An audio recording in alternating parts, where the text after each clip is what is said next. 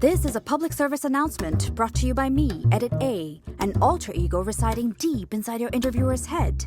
An alter ego is not a disease, but a condition, and it cannot be spread by direct or indirect contact with another human being.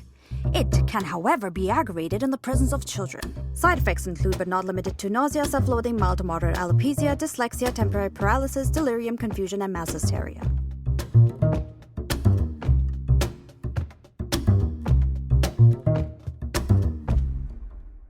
Welcome to the Thousand Seahorses Adoption Agency podcast, where we give you the best Q-tips for survival. Geez, you're worse than those annoying talking elevators that just won't shut up. This is Spoke, where grey matters. Yeah, your fancy interview magazine. But if you do want to save the seahorses, visit www.theseahorsetrust.org.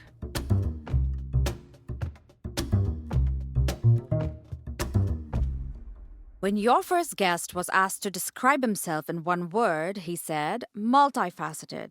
Who says that? Sure, the man has been many things, a curator of words, a builder of things, and a cutter up scenes. But an even more apt description would have been Mad Hatter. I mean, have you seen his hair? He is father to Jamelia, the mighty queen of Naboo, and author to the Romance of Salt, a tale of the lowly sodium chloride. They both tackle very uninteresting questions. In the movie, the queen asks, to lose it or not to lose it. In the book, the author asks, to iodize it or not to iodize it. I don't think... Then as the real Mad Hatter says, you probably shouldn't talk. So Anil, you've worked for the Debonair magazine in the past. What was the most unexpected thing about being an editor there? Too many unexpected things. And it's been a long time, so I don't even remember one particular incident or two particular incidents. But I do remember having unexpected visitors from way back who suddenly would meet me somewhere and said, Anil, we must meet. And I'd say, of course. Shall we meet at the club? And they said, no, let's meet in your office. And I couldn't figure this out till one day one very famous writer came up, a young man, no doubt, and he sat there and across the table. And all the time, he kept looking outside the door. And then I realized he expected naked ladies to walk by, which, of course, didn't happen. The most boring-looking secretaries on earth. I tried to glamorize them, but failed badly. And that was actually a good introduction for anyone coming to my office at Debonair, because when they came in, it was all very staid. Nothing flamboyant. We didn't have any posters. It was a very elegant office. The thing about Debonair, when I took it up, I went in clearly with the understanding that the center of attention was this aptly named centerfold. Right.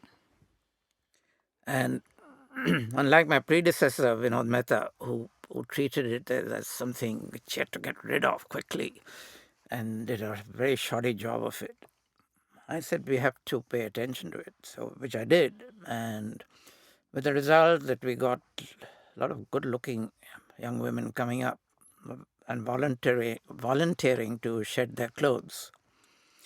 For some reason, most of them made one condition that I should not be present at the shoot, which was slightly disappointing. But it really was, but a different time, you must realize that we're talking of 1980, and India was different then. I don't think I would have trouble getting good models now, but then no one is interested in looking at centerfolds. Why do you think that was, though? The fact that they didn't want you around? Why did they? I took it as a compliment. They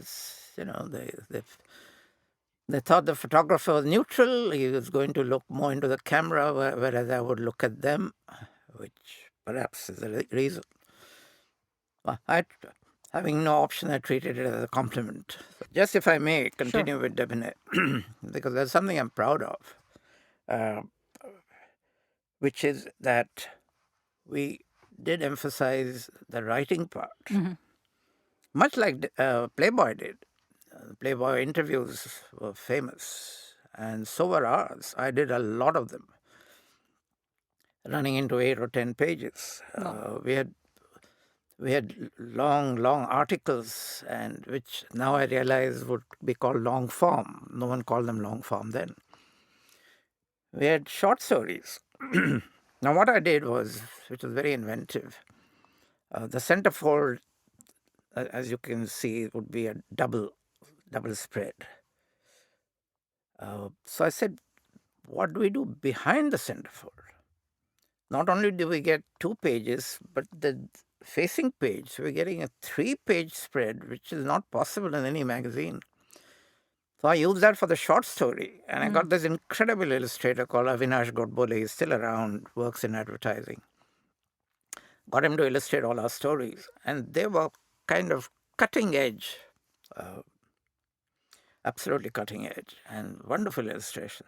One of which got me into trouble, which was that someone had written about, and it's actually, now that I think of it, quite topical, about the abuse by the staunch believers in Hinduism, of the religion. And to illustrate that, he had that classic picture of Hanuman tearing open his chest to show Ram, Sita, Lakshman inside. What he did was, the Hanuman tears open his chest, and inside are Ram, Lakshman, Sita, quite recognizable by their bow and arrow and so on, but they're skeletons. So I apparently hurt the religious feelings of all Hindus. So there was a court case. I had this policeman landing up from Yavatmal who'd come to arrest me. Wow. And I quickly said, it's lunchtime, why don't you go for lunch? Because I was trying to contact my lawyer who's absent. So one of the minions took him for lunch. I disappeared. Then I was summoned to Yavatmal. I went there in court, and as I came out of court, there was a long line of people waiting to meet me. The last man there was a puny little guy who warmly shook my hands and said, "I'm the one who brought the case against you."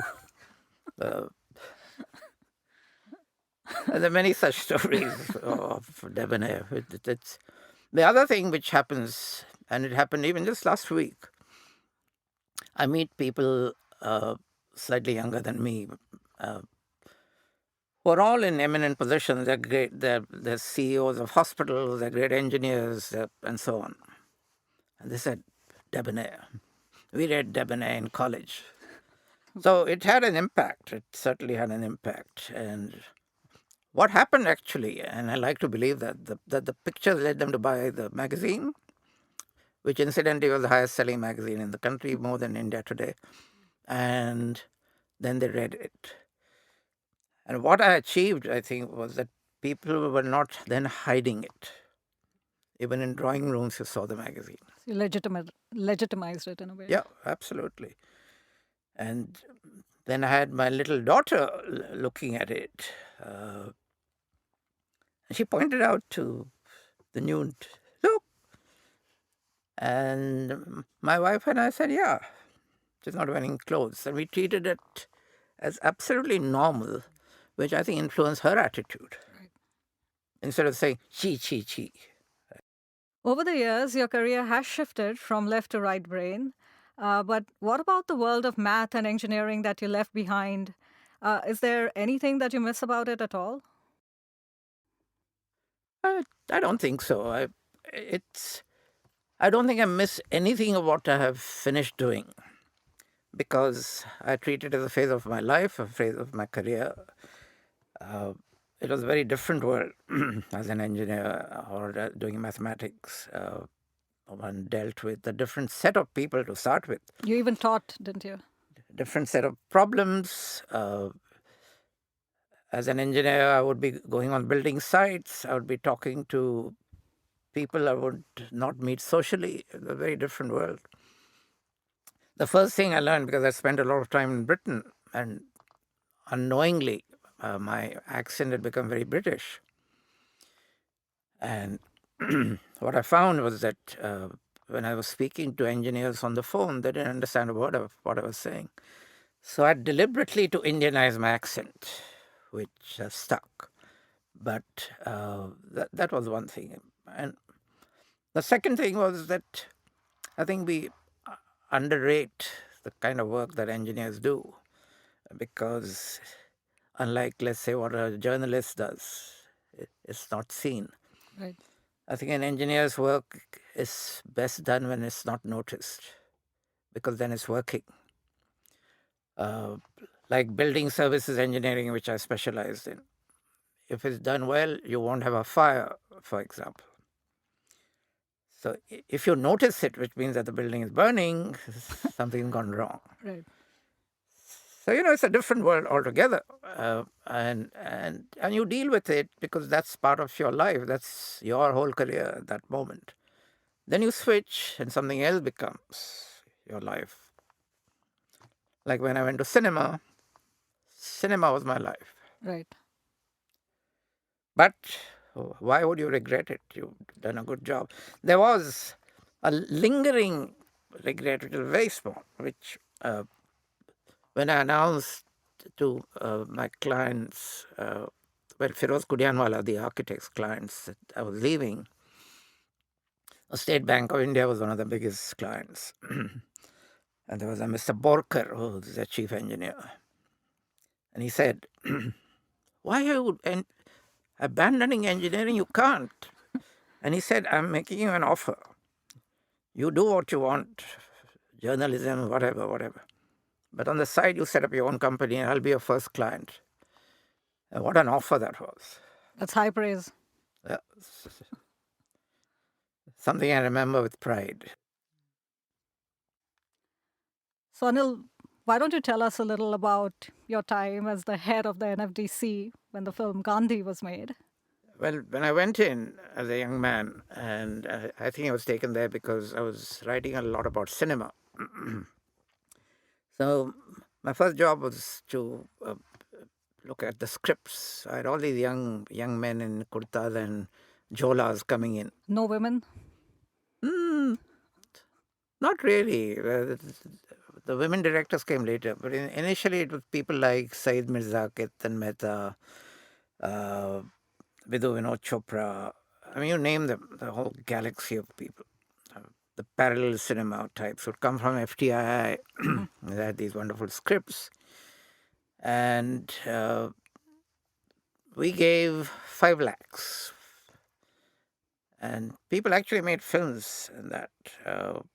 Their contribution was their talent, which we monetize so that, we are giving actual money and they're giving their talent. And that's how the films were made. And the 5 years I spent there were very, very enjoyable because there's so many new people coming into it with all these wonderful scripts. They had these ideas of making a different kind of cinema, and they did.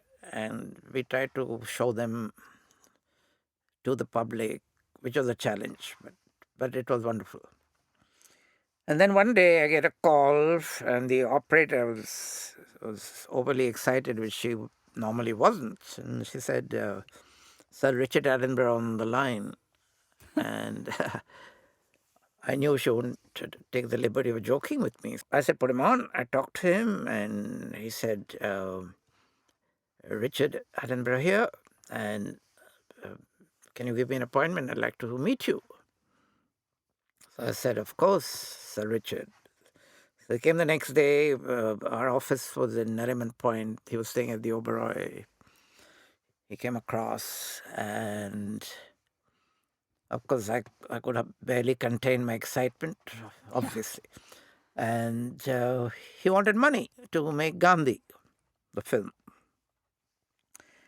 And I said, what kind of money are you looking for? And he said, 5 crores. And I started laughing. And I think he was slightly offended. He said, is that funny? I said, well, in a way it is, because the figure 5 is fine, but the problem with the zeros. Uh, and that's what we give. And 5 crores is, we've never had as much money as that in the whole of NFDC. So anyway, we parted. He called me the next day and said, may I see you again? So he came and he said, I will take it. And he said, give me a letter saying you're going to part finance the film. Don't mention a figure. Right. And I will use that as leverage to get funds from abroad. I said, I'll gladly do that. But the story doesn't end there, because what happened was that Indira Gandhi was the prime minister. And she used to read a book before going to sleep. And somehow Richard managed to smuggle his script across to her. And she, being a cultured person, must have heard of Richard Attenborough anyway. So she apparently read it. Picked up the phone the next morning, rang the Minister of Information Broadcasting and said that we must do this film. So then, of course, the bureaucracy swung into action. Right.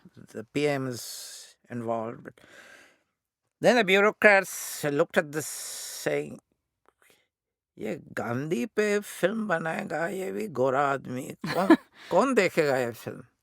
And they said, the PM has not given written orders. We suddenly have this thing and we have to do it. And it's going to be a huge flop. Later on, there'll be an inquiry as to why this money was given. And 5 crores at that time was a lot of money. Right. Why was this money given? On whose authority? And then we will be posted out of our jobs into some remote area. So we must protect our backsides, which is how a bureaucrat always works. So they decided to set up a separate film company called Film India, consisting, the shareholders being all the top producers of cinema in this country, the commercial cinema. The bureaucrats decided this? The bureaucrats sort of setting up this company. Oh, okay. So people like G.P. Sippy, B.R. Chopra, you just name them, a whole lot. And each was supposed to contribute a small amount. And by the way, guaranteed by the government of India. So should the film fail, they would get their money back. But in spite of that, they didn't want to be part of this. ये कहाँ फंसा दिया है ये? And Richard Attenborough had this theatre habit of calling everyone darling. So ये darling ने कहाँ फंसा दिया? So we went in a plane and I thought to myself, this plane crashes, the whole film industry of India is gone. Because anyone was in that flight. And they were making fun of this darling and Gora and stuff like that. Because they all believed that no one would want to see film on Gandhi to start with. Anyway, I read the script. I was moved to tears. And I remember meeting Richard for breakfast. And the script wasn't being bandied about. Very few people had it. But he had given me the copy. So when I told him how much I liked him, he got off the table, embraced me, hugged me, and wept. He said, I've been dying to hear these words. Wow.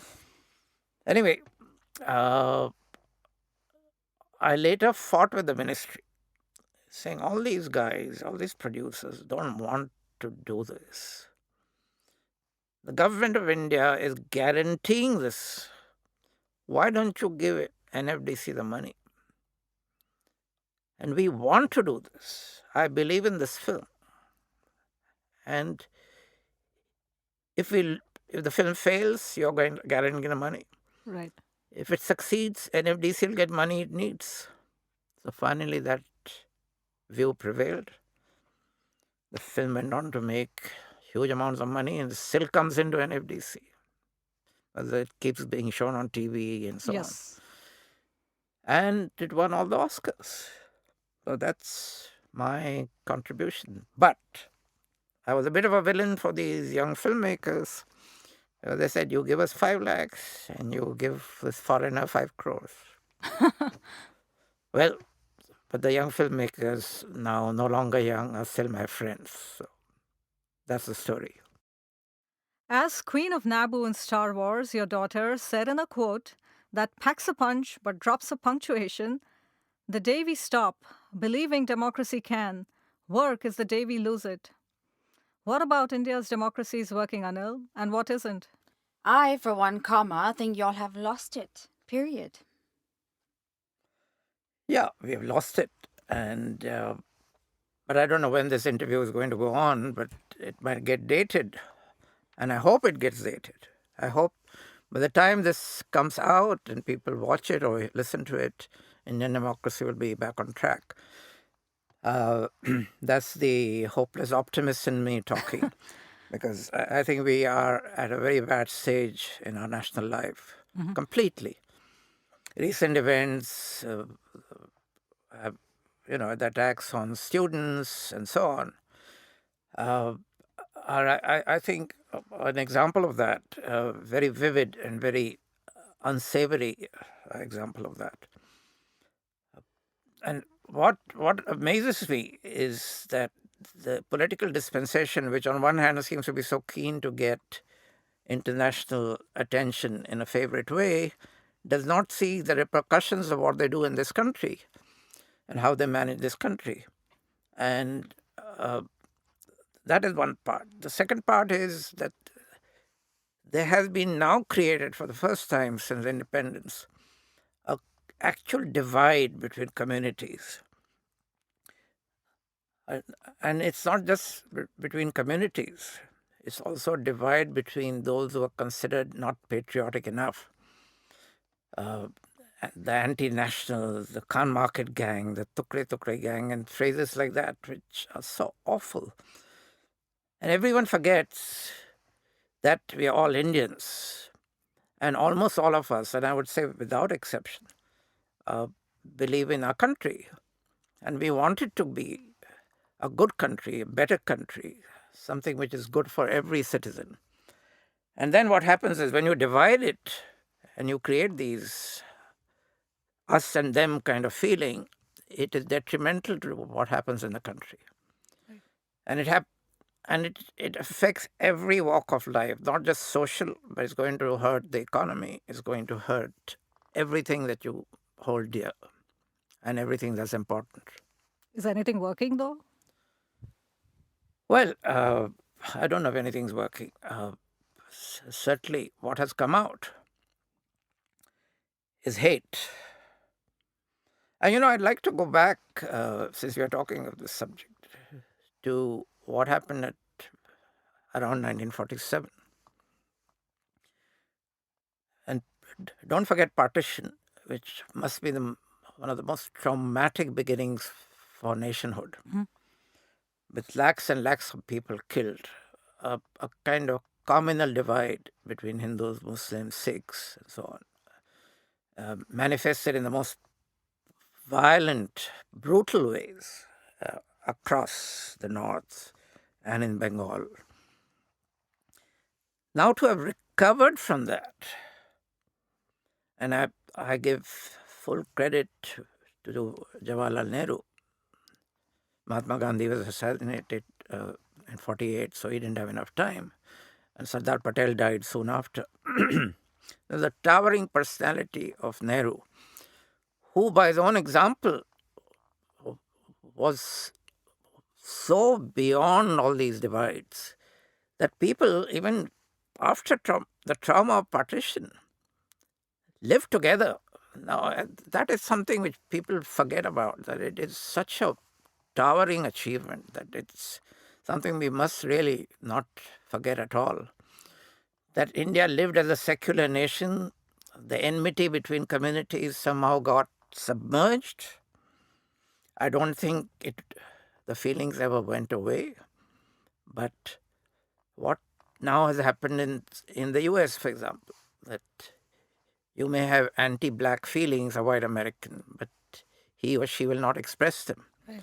And when you stop expressing them, pretty soon it becomes submerged in you. What is happening now is it's perfectly okay to express these feelings, which is the beginning of the end for me. You grew up around strong, independent women. Your mother was even a badass feminist writer, and your father was a lawyer. But in what ways was he also a feminist? By the way, my father was not a lawyer. He was Oh, a sorry. finance guy. Okay, sorry. I'm glad you're not a lawyer, because then you would have not let me talk. But finance people are generally quieter.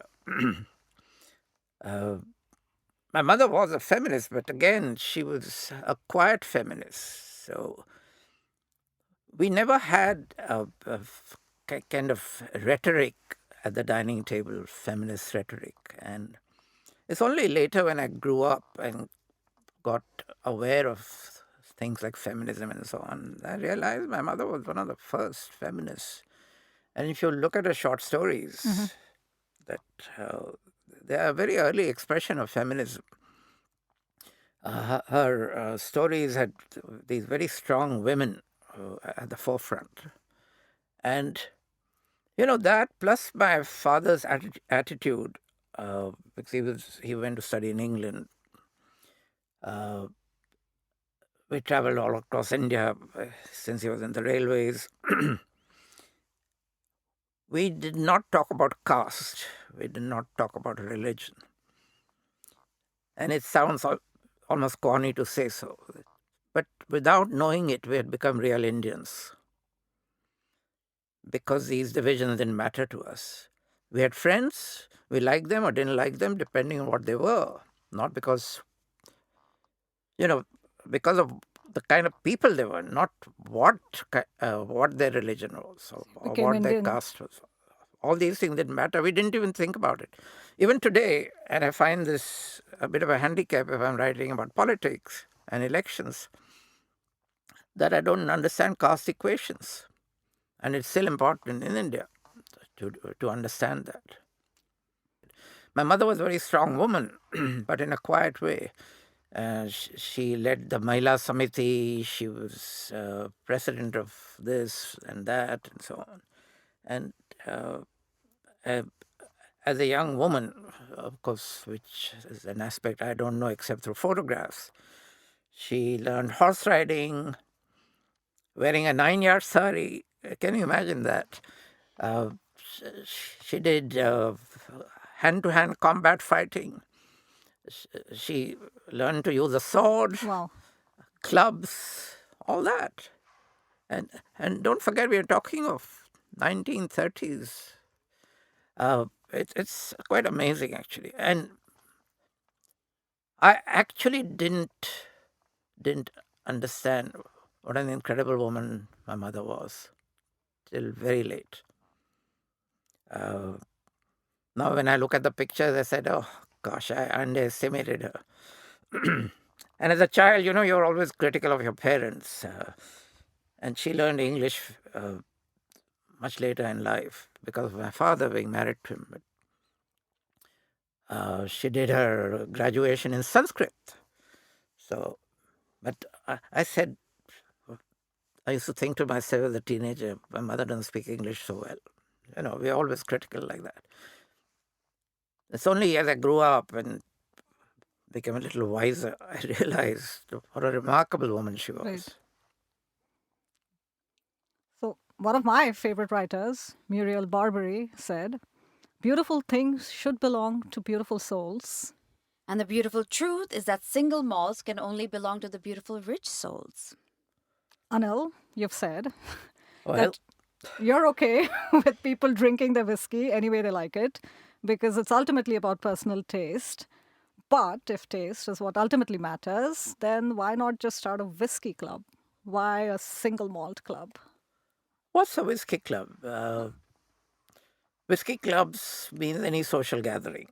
Uh, People come for dinner, people go to the Taj, people go to friends' houses. They all drink whiskey. So how is it different from anything else? Single malt is a specialty. there is something to savor, something to discern one bottle from another. There are different flavors, different tastes. There's the degrees of maltiness, the degrees of smokiness. Where the whiskey is made, that makes a difference. The waters make a difference. You look at what the Japanese did. They tried, Suntory tried to do something with scotch, which they couldn't call scotch, but whiskey. And they tried to imitate it for years and years and years and failed. And the whiskey was pretty miserable. Rumors were that they were importing water from Scotland, but that didn't seem to help.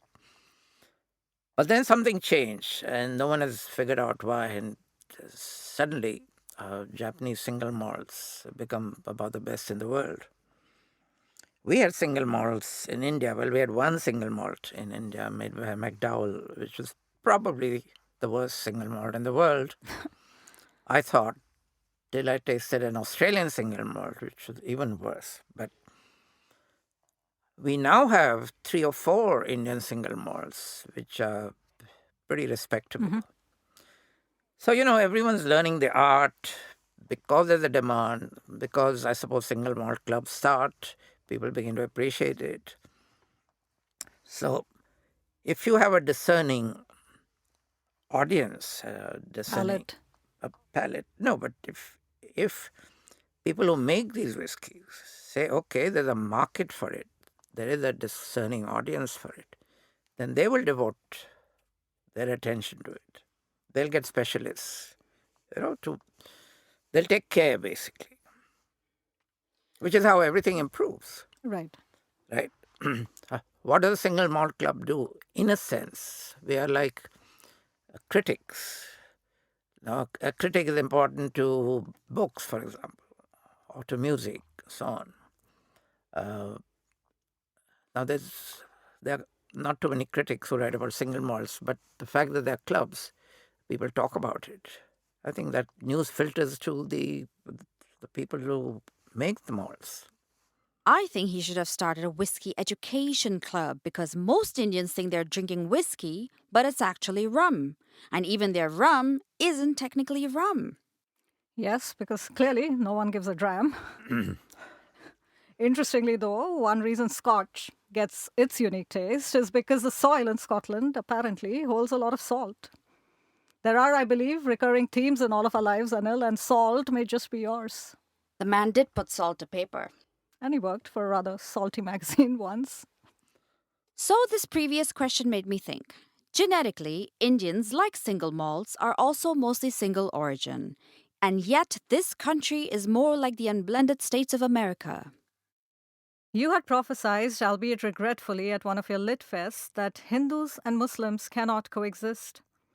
What kind of an unblendery is that? Who said that? Actually, at the 2019 Lit Fest, you did. I did. Yes. I said Hindus and Muslims. Cannot coexist, and you expressed regret at saying that. I said that because I think present examples are showing that. I don't think I would say that as something which is a blanket condemnation of this country, because I've just given you an example of how secularism inspired our partition.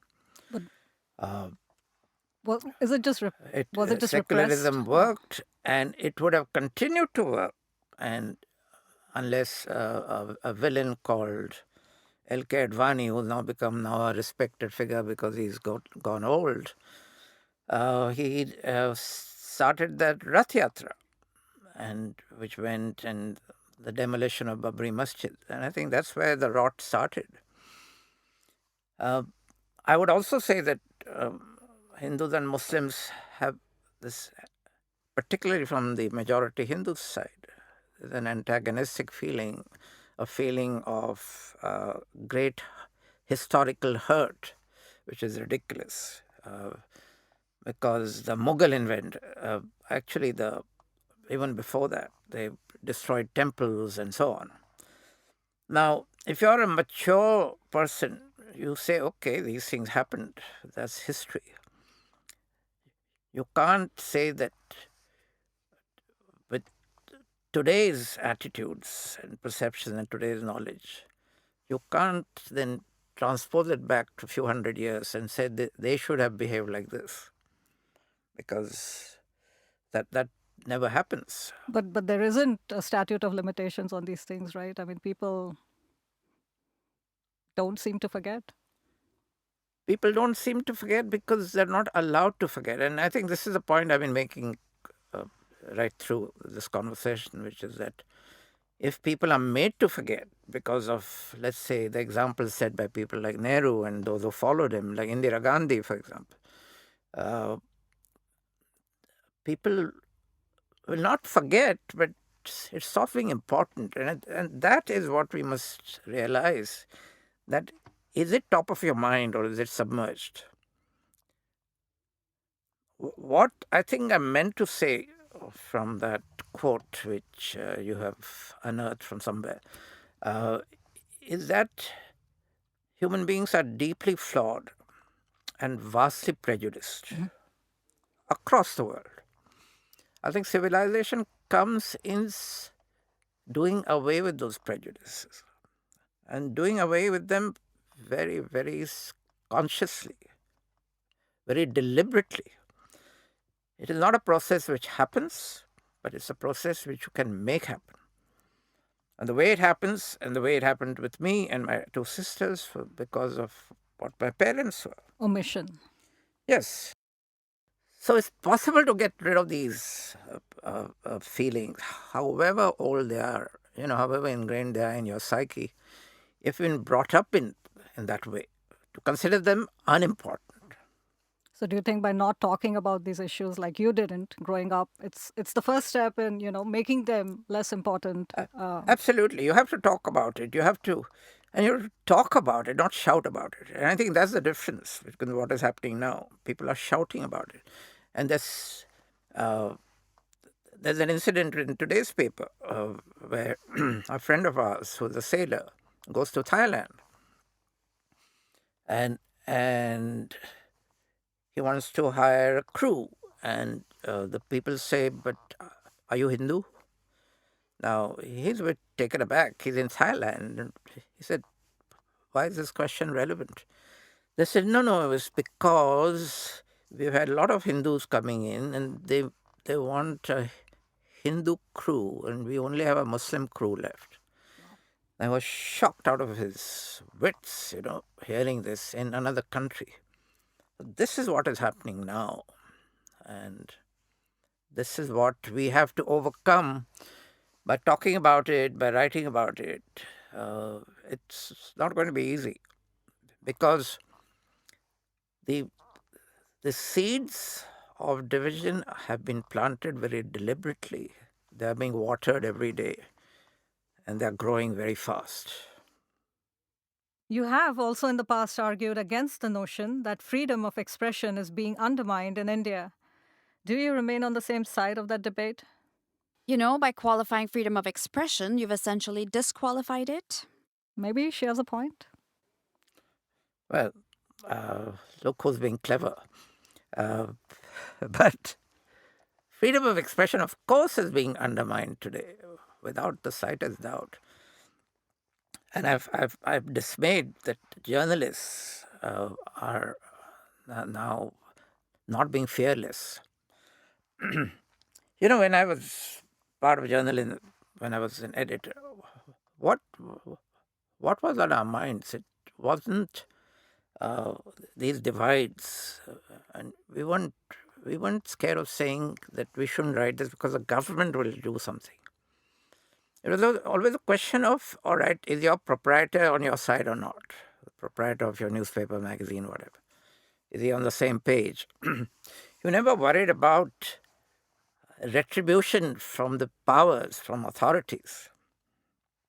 Now, what is happening is that the moment you say something which is strong, considered anti-national just because you're being critical, apparently you get a phone call from Delhi. And it has happened to a lot of owners. And the example of NDTV, which is one of the few independent channels, constantly being harassed with tax cases and so on. Now, these are something new. These things are new, but what dismays me is that very few journalists are actually fighting back. Major newspapers, with one or two honorable exceptions, are getting very subdued.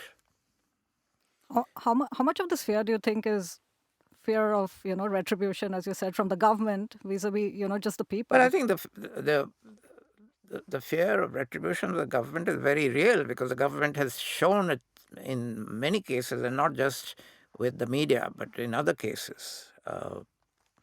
Whether it's with the Statistical Institute of India, whether it's the Election Commission, the one dissident member of the Election Commission. If you might remember, out of the three Election Commission members, one was constantly questioning things, and he seemed to be, in that sense, anti-establishment.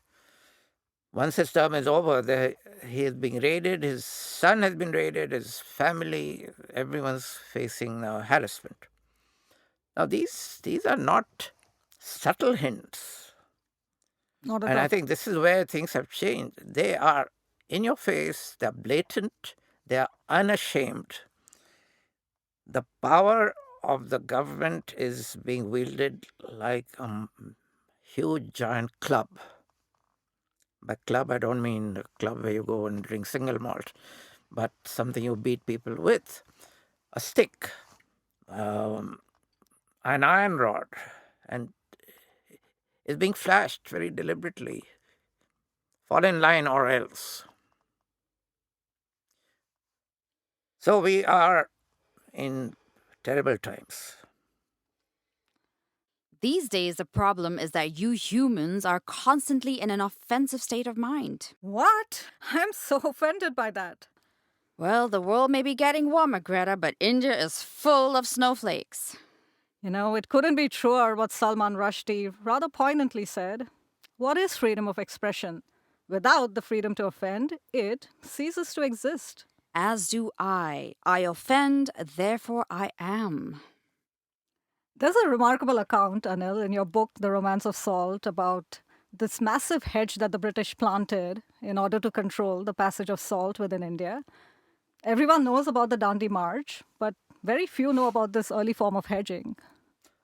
Well, I didn't know about it either till I started doing research. And it was remarkable that they actually built a hedge right across India, from west to east, uh, just to control the salt trade. Of course, now salt is so ubiquitous and so cheaply available that it's no longer an important commodity. But we forget that salt at one time was very precious. And that's why in that book I also talk about all the options that Mahatma Gandhi considered for a major march. And there were many, many options which were discussed. And Mahatma Gandhi, being the genius he was, found the simplest but most effective and the most telling symbol, which was salt, Right. which is so central to a human being. But the hedge was an incredible thing, which I don't think is talked about, and I think most people don't know about it. And actually, I must confess, I have not seen it.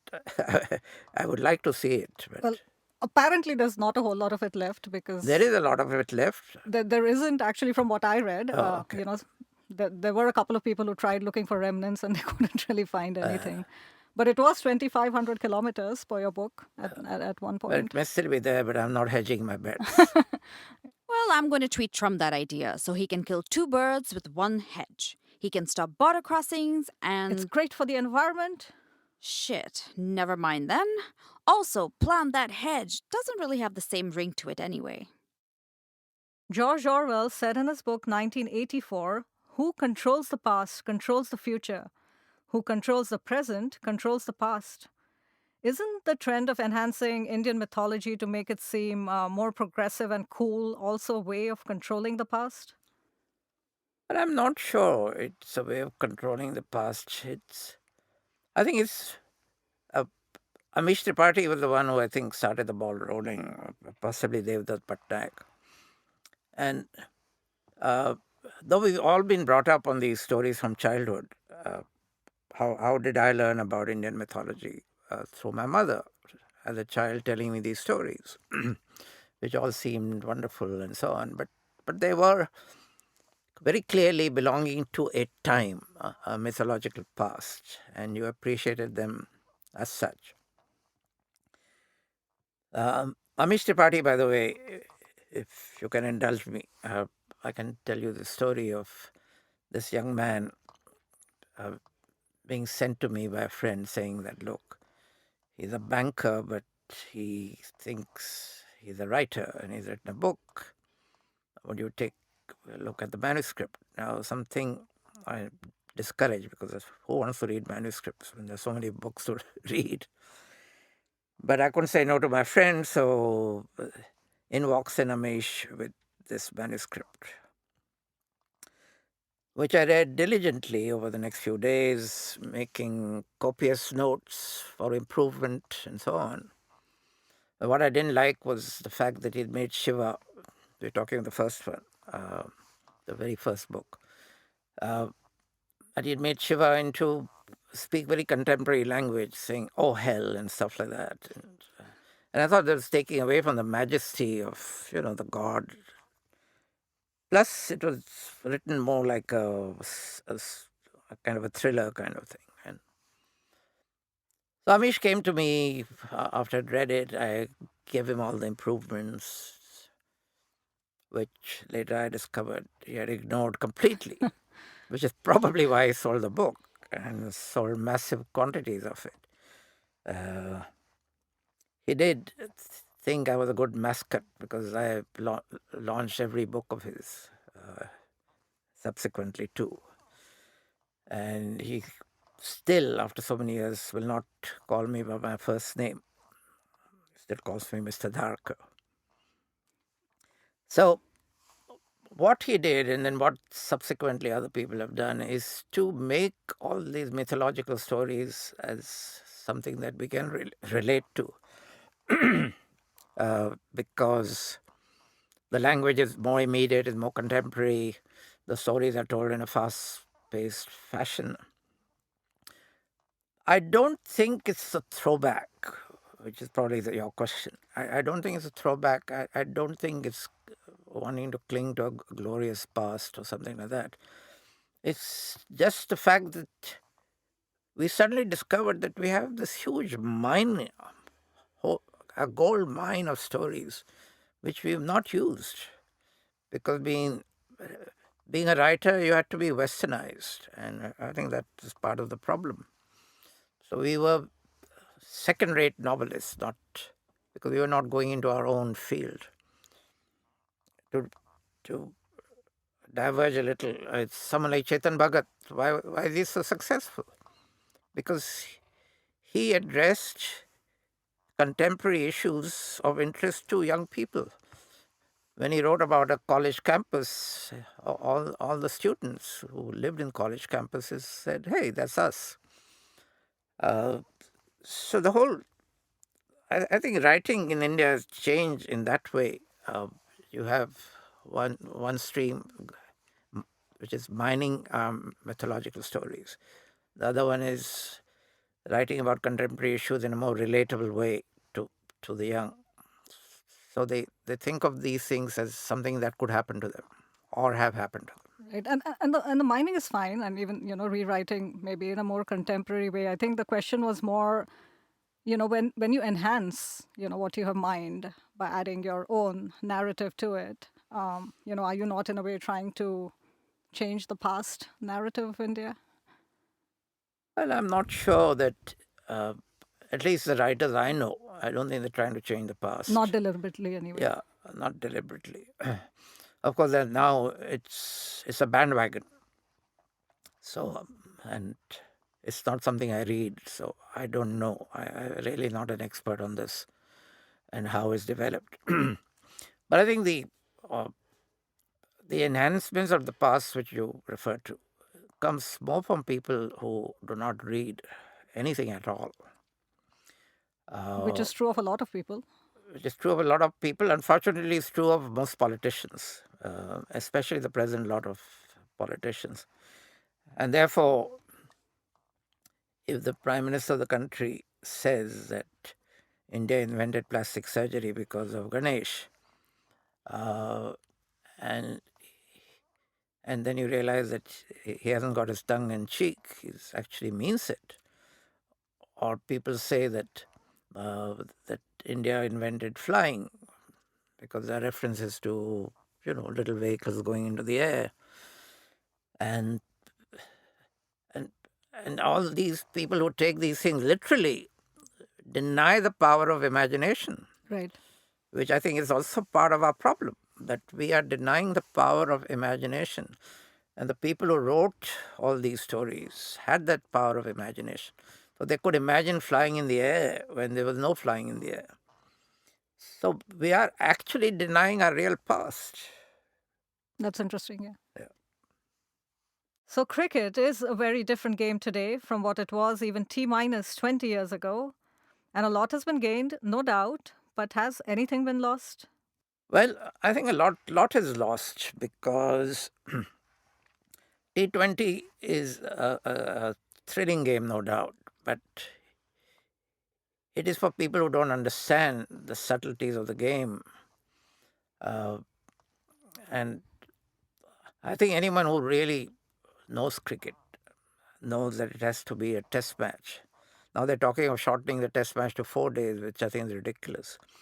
A 5-day test match is what it should be because there are so many variables, unlike a stupid game like baseball, which T20 aspires to be, in a sense, which is just, you hit cross bat and hope for a six. Yeah, they even have the cheerleaders and Or all in of a that. baseball, you hope for a home run. And they even have cheerleaders. Yeah, all that. So, whereas what distinguished cricket was there's so many variables which you have to look at. First of all, unlike baseball, the ball is hitting the ground. Therefore, the state of the ground, the pitch, comes into play. Then over 5 days, the way that pitch changes, the deterioration of speech, the deterioration of the pitch, uh, how that affects the game. How in the beginning the fast bowler is effective. As the pitch degenerates, the spinner comes into play. How weather conditions affect it. The ball swings more if the atmosphere is heavy. How in England it's different because of the weather there. How in Australia the pitches are hard. The ball bounces more. In India, the ball spins more. It's all these factors, and there are many more that I can relate, that make it so interesting, intriguing. It's a challenge for the batsmen, it's a challenge for the bowlers. And that's what makes a game complex. You see, when you play T20, you take the complexity out of the game. You do introduce other factors, which now there are a lot of variations in the way that people bowl, etc., which then carries on in a way into Test cricket. People play the they score much more quickly than they used to, It's also very. which is why actually Test cricket now has improved from what it used to be. You're too young to remember, and actually even I am too young to remember an era where the fifth match of a series had no time limit. It was a match to the finish. Now England had gone to South Africa, and the fifth test match, hadn't finished by the 10th day. 10th day, mind you. Wow. And they had to catch their ship back. So the match was abandoned, as it had to be, because they couldn't afford to miss the ship. Wow. So that became incredibly boring. And the most boring matches were, when I was growing up, were India and Pakistan. Because India and Pakistan had too much riding on cricket, because national pride was involved. So No one took risks. So if you had 180 runs scored in one day, that was considered okay. It was terrible to watch, and your greatest achievement was drawing the match, which is what happened to all the matches. But with the advent of one-day cricket and now T20s, people score faster. It's very much in favor of the batsman now, isn't it? I mean, the game. Not in Test cricket for sure. The T20s but and the T20 one-days. is definitely a batsman's game. It's the poor bowlers are cannon fodder kind of thing. So, but the crowd loves it, and this is where I think there is a problem. That if you see the crowds coming to see T20 or packed stadiums everywhere, even now with one-day internationals, you don't get a packed stadium. It was very sad when India had gone to the West Indies. You had empty stands. It never happened before. Test matches hardly draw a crowd, except in two countries, which is Australia? in England and Australia. These are two countries which still have some regard for the game. In England, even in county matches, you get a nice crowd. So in India, who goes to see a Ranji Trophy match? No one does. But instead of tinkering with the game, what people have to do is, especially in India, is to make the game more attractive for the crowd in terms of facilities. I will never now go to a stadium, having been to Wankhede. It is a trial. You have to walk distances. The seats are hard. You're packed in, and the loos stink. The food is terrible. Now, these are things which can easily be changed. That's a good You point. make it comfortable. You make it attractive to the crowd to come in. And if they could just start with that, I think you would have a change. Now, in Australia, people sit on the grass Yes. and they're drinking beer, and there are little pools where people actually go for a little a dip. I mean, these are little things, but they make a difference. On SOL, he called the upcoming mixed gender matches a farce. But I ask, what could be more romantic than men and women bowling each other over after over after And over? then running for the covers after that? On that note, I think we've officially run out of things to talk about. Well, and now you both need to, because my maiden's over. As is this interview. But if you do want to save the seahorses, visit www.theseahorsetrust.org.